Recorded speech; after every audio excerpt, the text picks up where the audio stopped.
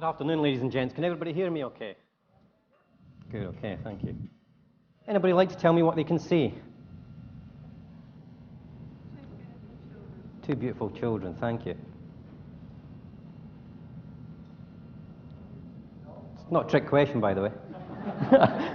This is the cream of Woodside, isn't it? Oh, that was the other performance briefing, was it? Happiness. Thank you, Emma. Anything else? There's no right or wrong answer as well. Care. Care?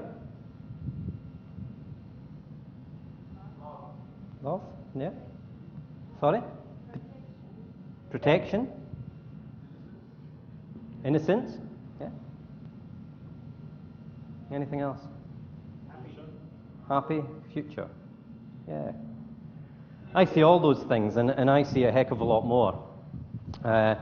It's difficult for me to really sort of look at that photograph without getting a certain sense of stability, but also to feel something in the pit of my stomach, and the voice starts to waver a little bit because, surprise, surprise, that's my children.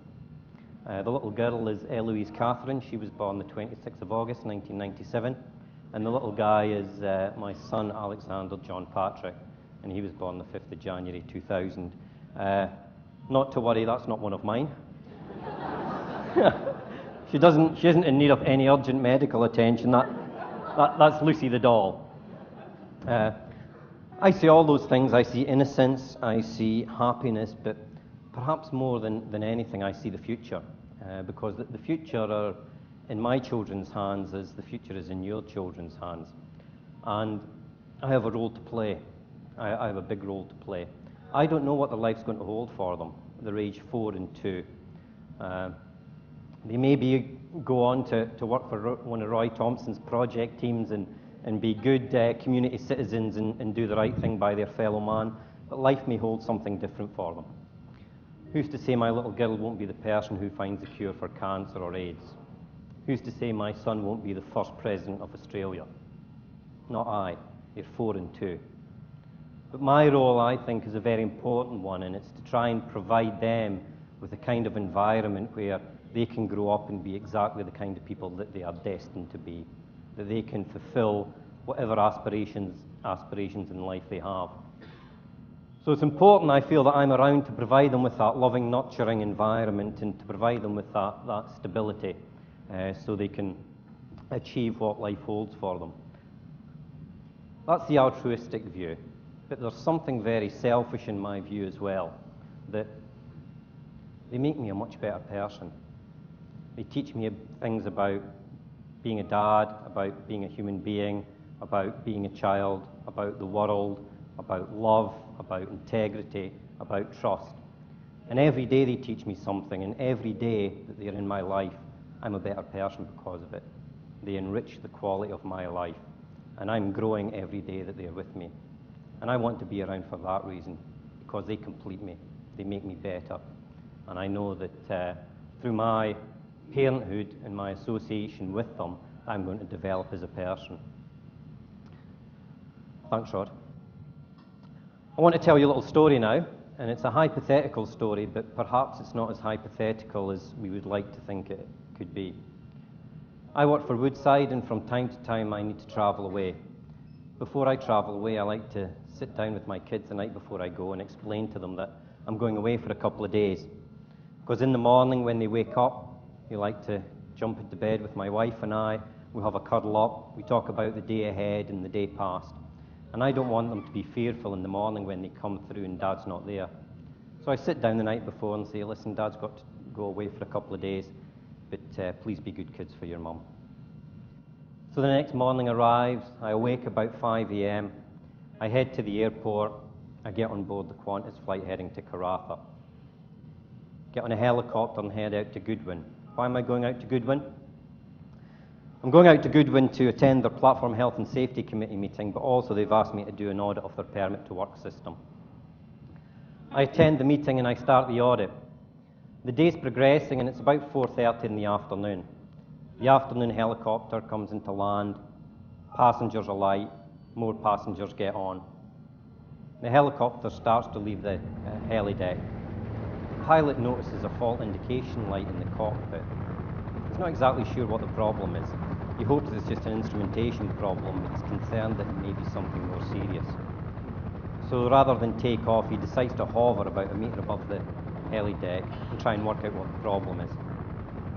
As he's hovering there, the downdraft from the helicopter's acting on a box. The box weighs about 7 kilos, and it's sitting in the lee of the heli deck.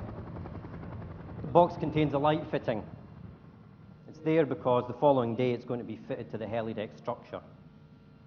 And it's been located there until it's time to fit the box. About the same time, I need to go and check one last permit as part of the audit I'm doing. I start to leave the accommodation module. As I start to leave the accommodation module, the downdraft from the helicopter picks up the box, throws it over the handrail, and it drops 30 metres. Hits me on the head, fractures my skull, it breaks my neck. I'm killed instantly. As is required, the platform emergency response team is mobilised, and because there's been a fatality, the WA Police Service are notified. It's about 6:30 in the evening. My kids, they've had their dinner, they've had their bath, they're in their pyjamas, and the front doorbell goes. They're excited. Maybe Dad's come home early. Maybe a friend's come around to play. So they rush down to the front door, but it's not Dad. It's not a friend. It's a female police officer on the Woodside Pier supporter. My wife Trish walks down the hallway. She sees the uniform. Her mind starts to race. Wonder what's happened. Perhaps there's been a car accident in the street. Perhaps one of the neighbours has been broken into. She greets the visitors and they go into the lounge room. The police officer starts talking. Mrs. Sim, it's concerning your husband Alan. I've got some bad news. It's the very, very worst news. What's the very, very worst news you can give somebody? The tears start to flow. The police officer continues. I'm sorry to inform you your husband Alan was killed in an accident offshore 2 hours ago. My sincere condolences. Tears, uncontrollable tears. That feeling of sick in the pit of your stomach that wasn't there a minute ago, but it's there now. Those young, happy faces, they're no longer happy. What are they thinking? They're confused. Who are these people? Who are these strangers sitting in my lounge room? Why are they making my mummy so upset? I want my daddy. They start to scream, I want my daddy. Because in the middle of the night, when they had a nightmare and woke up, I was there for them. I went in, I picked them up, I scared the monsters away, and I told them everything was going to be okay. And it was. When they fell and injured themselves, I picked them up, I dusted them down, I kissed the wound better, and I sent them on their way. And when their young emotions threatened to overwhelm them, I held them close. I put their head on my shoulder, and they fell asleep in my arms. But I'm not there, and I'm not coming back ever again. It's brutal, and it's violent. There's no visitations to the hospital. There's no sitting down with the children, talking to them, getting them to come to terms with the fact that one day Daddy's going to go to heaven to be with Granny and Grandad. I'm just not coming back ever again. And what do I miss out on? First day at school, first day at senior school, first boyfriend, first girlfriend, first wild love affair, first hangover, first time they smoke a joint, first day at university, graduation, first day in the workforce, marriage, grandchildren. I miss out on everything, everything. And why? The bereaved, the grieving, they always need to know why. They need answers. They need to get to closure. Because somebody thought it would be okay. Somebody thought that box would be okay. Tell my fatherless children. Tell the parents who grieve for a lost son. Tell the wife that's had to bury a husband. And why do I tell you this? Because the responsibility you bear me, I bear you. For it wasn't me that was killed in that accident, it was you that was killed in that accident. And it wasn't you that saw that box and did nothing about it, it was me.